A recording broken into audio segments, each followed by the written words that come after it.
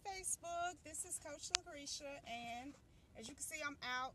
The little one back there asleep. He can't hang, but I don't have very long. I just kind of want to touch bases with you guys. It's been a minute. Today, as you can tell from the title, today's topic is mental incarceration.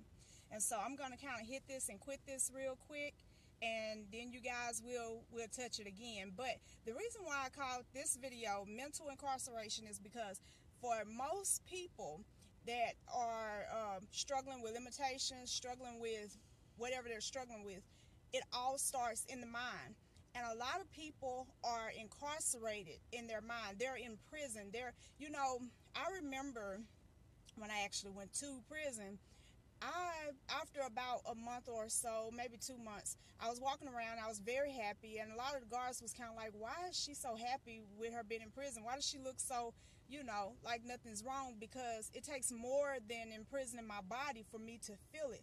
But now I remember when I was in prison in my mind, I had all my freedoms. I had my own place, had my own car, had my own job, all of that, but I was miserable because my mind had been in prison, because I wasn't happy in my own skin, in my own thoughts. I wasn't happy ever. So I had to always go find something to keep me occupied, keep my mind occupied, so that it wouldn't keep coming back to the things that actually hurt my feelings, hurt my heart, broke my heart or whatever.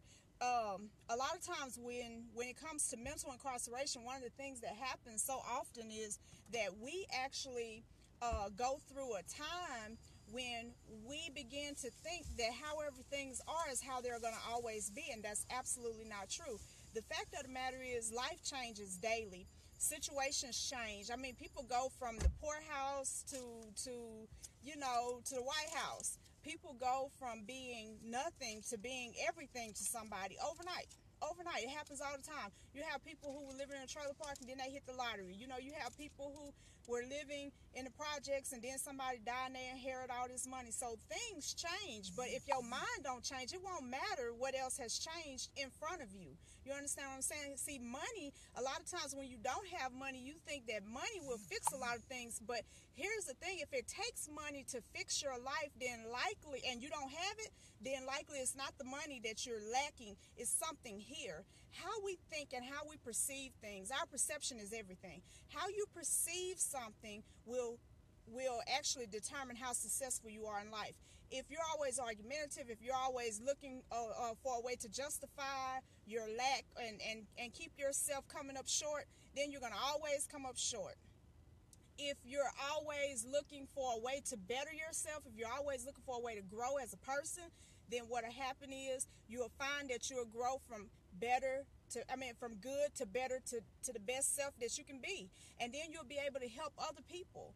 A lot of us, we have a mind and a heart to really want to help people, but we have not yet even tried to help ourselves. It's like, it's good to want to help someone. Like, for instance, sometimes I've heard people say, and I've even said it sitting in church, it's like, if I could right now, I would give, $1,000. It's like, but I don't have $1,000 to give, right? Well, the fact of the matter is, what sense would it make for me to give $1,000 in church when I hadn't been able to take care of my own situations? And sometimes it's sad that a lot of us don't even get motivated to do things for self. It takes somebody else on the outside. Oh, I want to be in a marriage relationship, so now I need to fix all these things about me. Now I need to lose weight. I need to do these things, because I got to, get myself ready for a husband or a wife, or a child, or my friends, But the fact is, what matters most is the person that you'll never be able to get away from, and that's you. I can leave husband and wife, children grow up, people die, but I will always, every day of my life, be with me. And so I cannot afford to be mentally imprisoned. I cannot afford to be uncomfortable in my own mind and the way that I think. I can't afford to be uncomfortable in my own skin.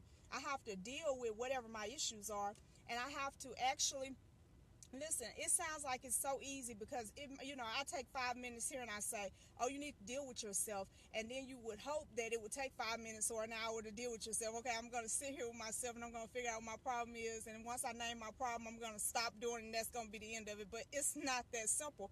Otherwise, everybody would be healed. The reason why a lot of people are not healed is because they know, or they figure out along the way that it has to be a day-to-day thing. It's a lifelong journey. Every day, sitting with yourself, getting the information that's most important, fixing you so that you're comfortable with yourself. You know, you want to be tied to all these different people, things, people, places, things, but you're not comfortable with you. You know, you're leaving your number one player, and you are your number one player. You're leaving him or her in the dirt, and it just don't work like that, guys. It's time for us to break all the things that hold us captive mentally. It's time for us to face our fears and deal with it. Face your past, deal with it. Stop being ashamed of where you come from, because it only matters if you choose to stay there for the rest of your life. If you're willing to change where you are and become somebody better, go somewhere better, do better, do more, then it doesn't matter where you come from. In fact, the worse you started off, the bigger and better your testimony becomes. You understand what I'm saying? It only matters if you don't want to do any better, or if you feel that you can't. And here's the thing. I love this quote, and I see it all the time on Instagram. It says, whether you think you can or you can't, you're right. Because if you don't think that you can, you won't. You know, if you think that you can, you'll find a way. I encourage you guys today to break the bonds that bind your mind. Think outside of the box. Think better about yourself. Think better about yourself. Think better about your now, and think better about your future. I don't care how bad it's been. That's not a determinant of what it will be. And you guys go and have a blessed day.